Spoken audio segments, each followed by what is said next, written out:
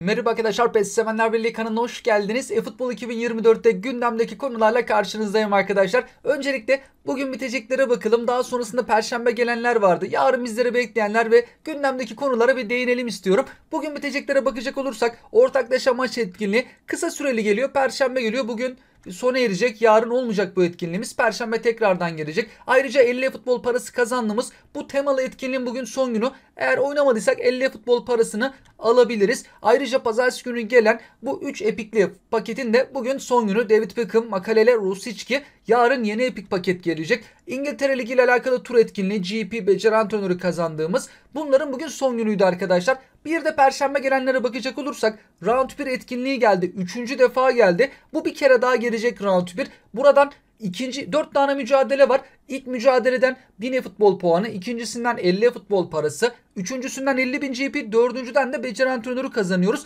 İkincisi 50 futbol parası bakımından bizler için önemli. Eğer 50 futbol parası için oynuyorsak 2 tane mücadeleyi tamamlamak yeterli. Fakat 4 mücadeleyi de tamamlarsak o zaman Round 2'ye katılmaya hak kazanıyoruz. Round 2'nin hediyesi 1000 e-futbol puanı. Round 2'de öyle çok fazla bir hediye yok ama sıralama yapan arkadaşlarımız için Round 3'e katılma, dünya finali hedefi olan arkadaşlarımız sıralama yapmak zorunda. Tabi orada hileciler falan da olabiliyor. Konami bazı hilecileri banladığını falan açıklamıştı. Ama öyle durumlarda ne yazık ki yaşanabilmekte. Ama yok, ben sıralama yapmayacağım, sadece hediyeler için bu etkinlikleri oynuyorum diyorsak da 2 taneyi tamamlayabiliriz. Round 2'nin hediyesi 1000 futbol puanı olduğu için eğer ihtiyacınız yoksa tamamlamaya da bilirsiniz arkadaşlar bu 4 mücadeleyi. Round 2 ne zaman gelecek? Eğer yoluna devam edip sıralama kasmaya niyet olan arkadaşlarımız varsa 29 Mart'ta bu Round 1'in Round 2'si gelecek.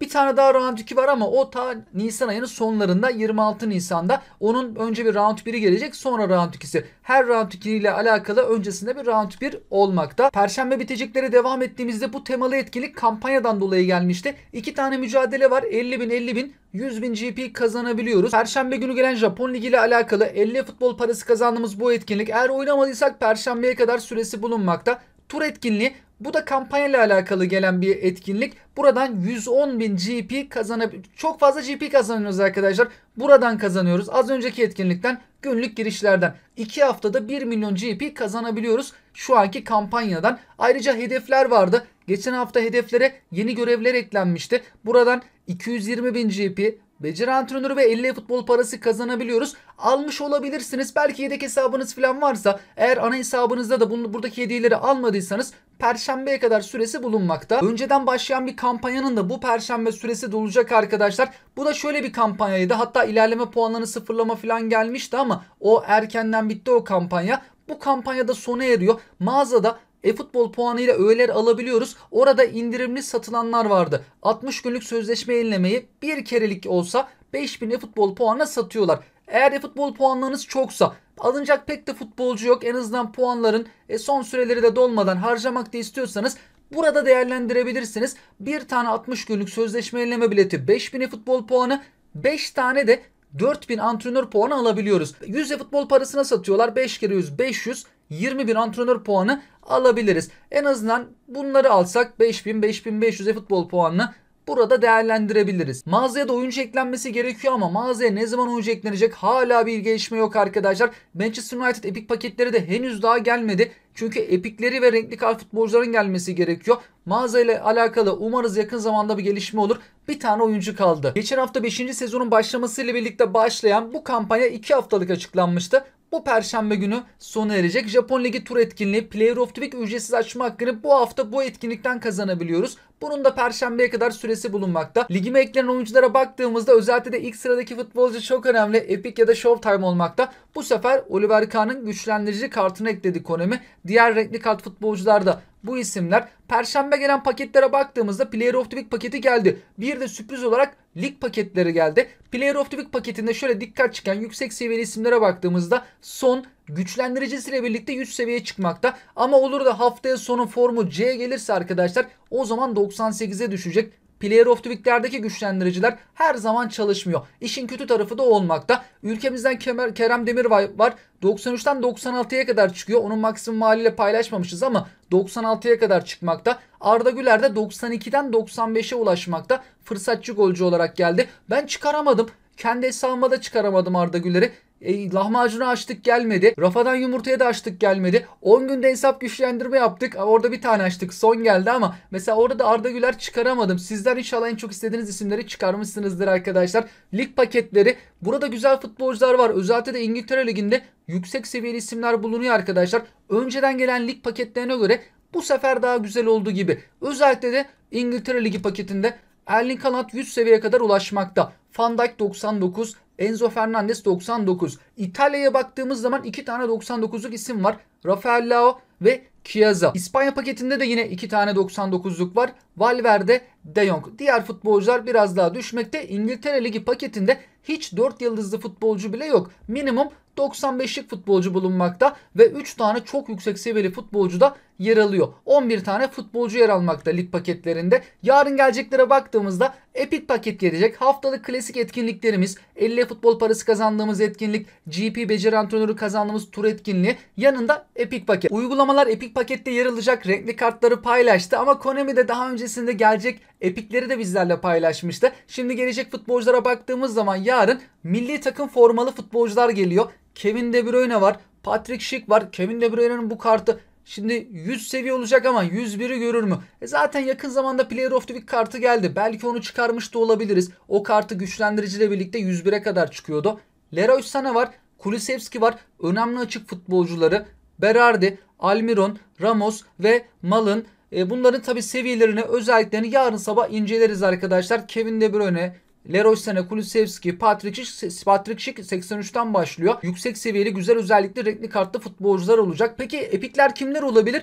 Konami daha önce demişti ki bu sezon Batistuta, Scholes ve Van der Vaart gelecek. Bu futbolculara baktığımız zaman milli takım formalı. Pozisyonlar da bu renkli kartlarla uyuşuyor. Ofansif orta saha, santrafor, sol açık, sağ açık pozisyonlarından renkli kart futbolcular geleceği için epikler de öyle olacak. Santrafor, ofansif orta saha, sol açık. İlk seviyelerine baktığımız zaman Scholes en yüksek seviyeli futbolcu. İkinci sırada Batistuta, daha sonra da Van der Vaart gelmekte. Yarın sabah bu isimler geldiğinde özelliklerini, maksimum seviyelerini inceleriz arkadaşlar. Mobilde dizilişleri deneyecek olursak arkadaşlar, geçtiğimiz perşembe günü bazı takımların dizilişi değişti ama uzun süredir gelmeyen dizilişler ne yazık ki yine de gelmedi. 4-2-4 dizilişi hala bulunmamakta. Ben yakın zamanda maç videosu paylaşmıştım ama o dizilişi çok önceden almıştım arkadaşlar. Bir oyun planı sitesine kaydetmiştim. 4-1-1-4 dizilişi, 3 ofansif orta sahalı, 4 savunmalı diziliş de uzun süredir gelmiyor. Hatta 2 ofansif orta sahalı, sağ açık sol açıklı oyundaki dizilişten farklı olarak eskiden dizilişler gelirdi. Öyle dizilişlerde ne yazık ki oyunda bulunmamakta. Dikkat çeken bazı dizilişlere bakacak olursak Macaristan milli takımı 2 ofansif orta sahalı 5'li savunmalı dizilişi kullanmakta. Manchester United geçen haftaki dizilişini devam ettiriyor. Santraforsuz 2 ofansif orta sahalı, sağ açık sol açıklı diziliş. 2 ofansif orta sahalı, 2 santraforlu oynayabildiğimiz 4-2-2-2 dizilişine sahip tek takım bulunmakta. Brezilya Ligi'nden Santos takımı ve yorumlarda arkadaşlarımızın en çok sorduğu dizilişlerden bir tanesi 4-3-1-2'nin kanatlı versiyonu. Kanatları istersek göbek yapabiliriz. Amerika'da 2 tane takım bu dizilişi kullanıyor arkadaşlar. Fakat seçerken Kuzey ve Orta Amerika dedikten sonra İlk sırada değil de ikinci sıradaki USL Championship'i, USL Championship diye yazılan ligi seçmemiz lazım. In the Eleven orada yer almakta. Ajax takımının dizilişi de bu hafta biraz değişik arkadaşlar. Normalde bu tarz dizilişler oyunda var ama GF'ler birbirine yakındı. Ajax'ta ise biraz daha sağa sola gelmiş. Bir tık daha gelse sağ açık sol açık olacak.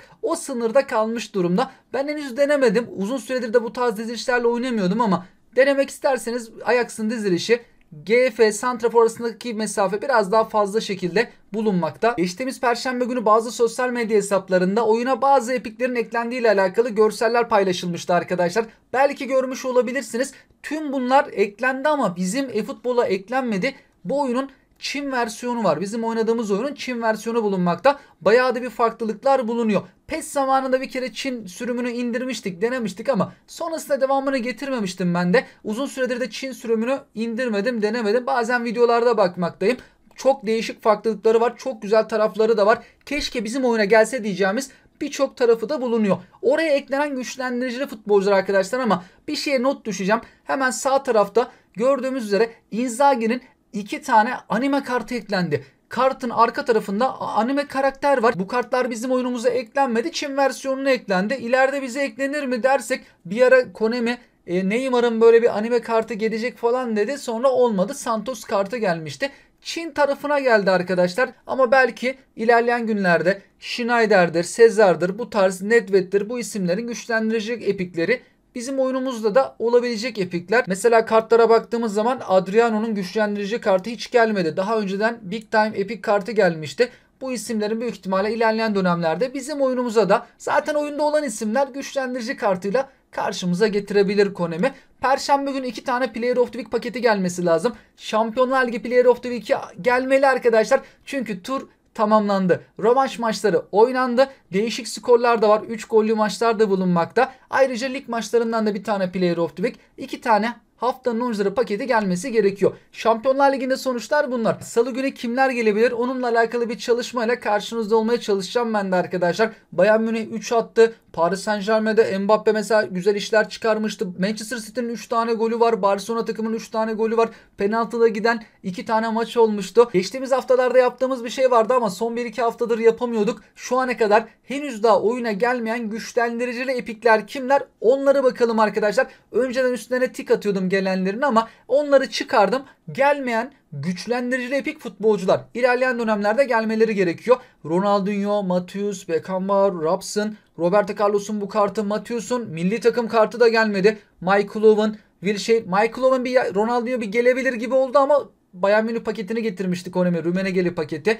Batistuta yarın bekleniyor. Gerrard'ın 2 tane kartı, Van der Vaart yarın gelirse bu isimleri kaldıracağız.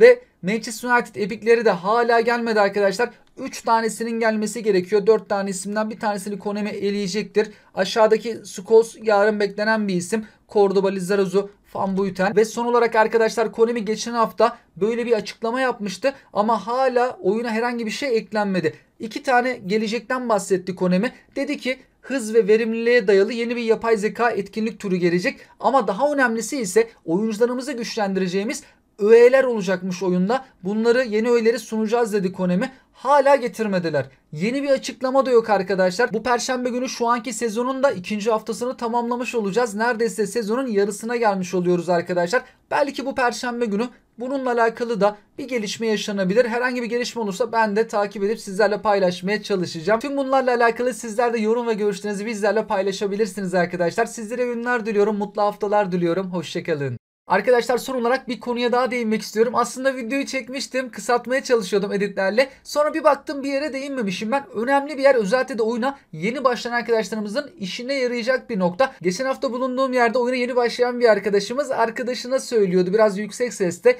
Futbol mağazasından oyuncu alacağım ama puanım yetmiyor diye. Ben de sordum kaç puanım var? 2000 e-futbol puanım var dedi. Dedim ki 5500 e-futbol puanı aldın mı? Yok almadım dedi. Hemen 5500'ü aldık. Bebeto'yu alacaktı ama ben dedim dur bekle. Hemen Bebeto'yu alma. Seviyesi düşük. Çünkü ilerleyen günlerde muhakkak mağazaya isim eklenecek. En azından puanı şu an bayağı bir oldu. Bir tane futbolcuyu alabilir.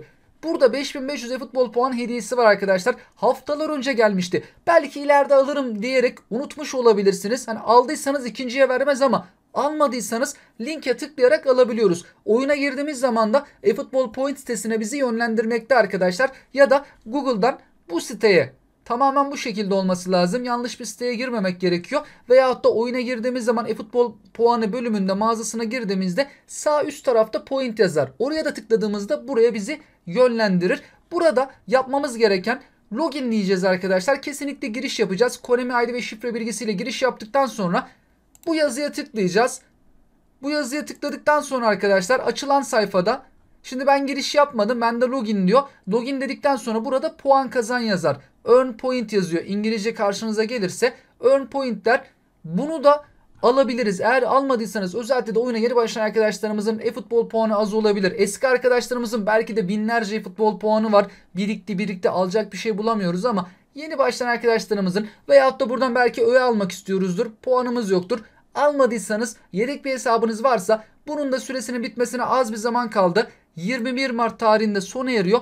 Alabilirsiniz. Konami'nin resmi web sitesinden bunu da gerçekleştirebiliyoruz. Sizlere iyi oyunlar diliyorum. Hoşçakalın.